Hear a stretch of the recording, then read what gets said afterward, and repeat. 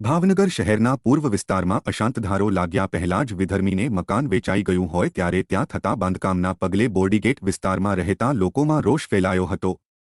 ભાવનગર શહેરના બોર્ડીગેટ વિસ્તારમાં મોડી રાત્રે સ્થાનિક લોકો રસ્તા ઉપર આવીને વિધર્મી દ્વારા અશાંતધારા લાગુ કર્યા પહેલા જમીન ખરીદી લીધી હોય ત્યારે હવે બાંધકામ કરતા હોય જે થોડા સમયથી બંધ હોય તે પુનઃ કરવાની શંકાને આધારે વિરોધ વ્યક્ત કર્યો હતો।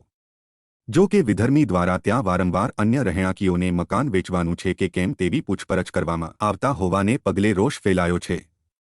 સ્થાનિક રહેવાસીઓએ એકઠા થઈને આ મામલે આગળ શું કરવું તેની ચર્ચા વિચારણા કરી હતી।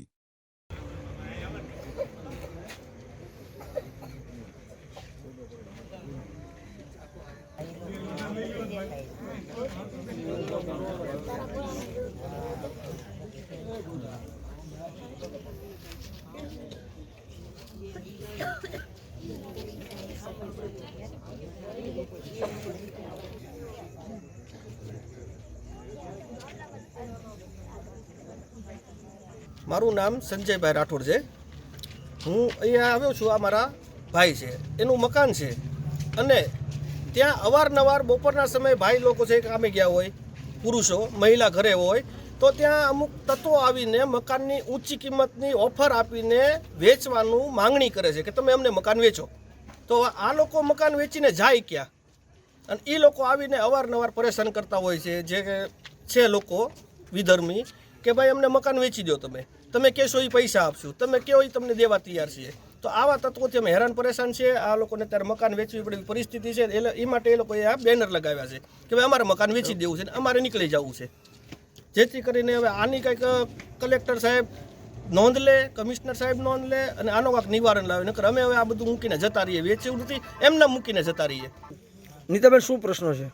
બોરડી ગેટનો વિસ્તાર છે, આ અમારા ઘર સામે ફ્લેટ બને, રોજ નત નવા આવીને પૂછે છે અમને તમારે કેટલામાં ફ્લેટ તમારા ઘર કેટલામાં વેચવું છે। રોજ રોજ અમે કંટાળી ગયા છે એવી, તો અમારે અહીંયા રહેવું કે ન રહેવું, અમારે શું કરવું? રોજ નત નવા બુરખા પહેરીને આ તે કરીને અમને પૂછવા આવે છે કે તમારે આ ઘર વેચી દેવું છે, આટલા પૈસા આપશું, એટલે આપશું। રોજ અમારે કેટલાક અમારા ઘરવાળા મજૂરી કરે, કામે વયા જાય, પછી અમારે કેવાક જવાબ દેવા? રોજ અમને જવાબ દેતા ન આવડે। અમારો વિસ્તાર બોરડી ગેટ છે, અહીંયા ઘણા બધા લોકો આવે છે, ફ્લેટ બને છે, અમે અટકાવવા માંગે છે પણ એ લોકો તોય છતાંય અમને પૂછવા આવે છે કે બેના તમારું મકાન વેચવાનું છે। એવા વારંવાર આવતા હોય છે, એમ રોજે આટા મારતા હોય છે 3-4 જણા। કેવી ઓફર કરે છે? બૈરા હોતન હોય છે અને પૈસા એ વધારે કહેતા હોય છે, એમ ઘર વેચવાનું કહેતા હોય। આ બાજુ અમુક ટાઈમે ઘણીવાર બધા આવતા જ હોય છે એમ। મારું નામ ગોવિંદભાઈ મકવાણા, સામાજિક કાર્યકર્તા, બોરડી ગેટ। ગોવિંદભાઈ, શું પ્રશ્ન છે? પ્રશ્ન એવો છે કે આ વિસ્તાર છે એ બોરડી ગેટમાં બહોળી સંખ્યામાં હિન્દુ સમાજનો છે અને લગભગ અસાંધારા પહેલાં જે પ્લોટોના વહીવટો થયા છે એ આ જે રોડ છે એની ઓલી બાજુ જે પ્લોટો થયા એમાં બાંધકામ પણ ચાલુ છે, પણ જે આ 3 ગલી છે એક શેપ છે એમાં લગભગ મેજોરિટી દલિત સમાજ કહેવામાં આવે છે પણ આપણે હિન્દુનો ઉપયોગ કરીએ છીએ। એટલે એ જ ગલીમાં એક પ્લોટ હમણાં લગભગ અસાંધારા પહેલાં વેચાયેલો છે અને એક ગલીમાં લગભગ એવું મકાન નથી કે વેચાયું હોય, પણ એ પ્લોટ વેચાવામાં જે સમાજ છે એણે વિરોધ કર્યો છે એ પ્લોટનો કે અહીંયા બાંધકામ ન થવું જોઈએ અને એ બાંધકામ લગભગ 29 આ બનાવ બન્યો। એમાં અમે લગભગ કલેક્ટરને આવેદનપત્ર આપ્યું છે, એસપી સાહેબને આપ્યું છે, બેનને ધારાસભ્યને આપ્યું છે, બરાબર। આવા 3-4 જગ્યાએ અમે જે આવેદનપત્ર આપ્યા છે।